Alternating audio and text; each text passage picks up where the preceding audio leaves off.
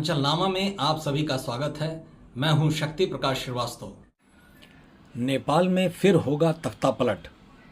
पिछले दिनों नेपाल में महज 3 दिन के भीतर जेनजी की अगुवाई में ऐसा हिंसक प्रदर्शन हुआ कि वहां हालात ऐसे बन गए कि अच्छी खासी चल रही ओली सरकार को हटना पड़ गया।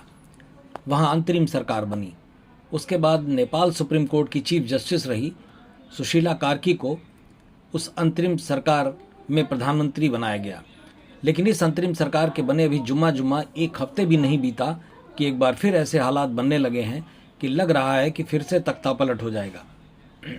क्योंकि नेपाल में जिस जेनजी समूह की अगुवाई में ये ऐतिहासिक तख्तापलट हुआ, वही जेनजी समूह अब नवगठित अंतरिम सरकार की मुखिया अंतरिम प्रधानमंत्री सुशीला कार्की के खिलाफ मोर्चा खोल दिया है। विरोध करने वाले आंदोलनकारी प्रधानमंत्री आवास के बाहर इकट्ठा होकर प्रधानमंत्री मुर्दाबाद कार्की मुर्दाबाद के नारे लगा रहे हैं।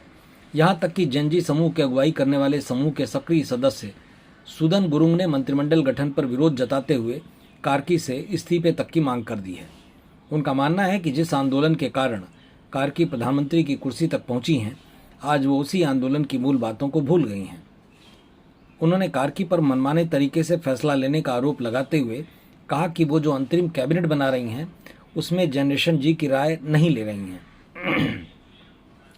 कार्की ने बीते सोमवार को जिन 3 लोगों को अंतरिम सरकार में मंत्री बनाया है, उनको लेकर भी सुदन को शिकायत है।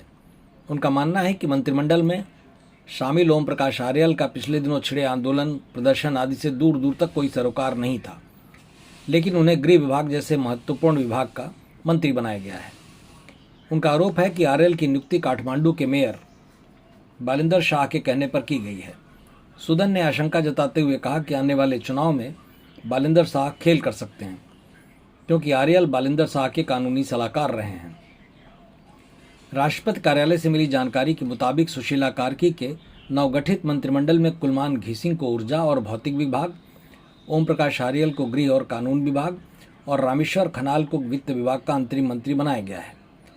मंत्रिमंडल गठन में तवज्जो नहीं मिलने से तिलमिलाए जेनजी नेता गुरुंग ने अंतरिम प्रधानमंत्री को चेतावनी देते हुए कहा कि आपको प्रधानमंत्री बनाने में हमारा हाथ है, और अगर हालात ऐसे ही रहे तो आपको और आपके नेताओं को हटाने में ज़्यादा वक्त नहीं लगेगा। कार्की बीते 12 सितंबर को अंतरिम प्रधानमंत्री बनी थी। इनका चयन राष्ट्रपति पौडेल, सेना के शीर्ष अधिकारियों और सरकार विरोधी प्रदर्शनों का नेतृत्व कर रहे जेनजी समूह के युवाओं के बीच हुई बैठक के बाद किया गया। मंत्रियों के चयन को लेकर ये विरोध पनपा है। प्रधानमंत्री कार्की अगर समय रहते इसका समाधान कर देती हैं तब तो ठीक, वरना संभव है कि नेपाल एक बार फिर आंदोलन के चौराहे पर खड़ा दिखेगा। मतलब की बात में आज बस इतना ही। कल फिर मुलाकात होगी इसी समय, इसी चैनल पर। तब तक के लिए नमस्कार।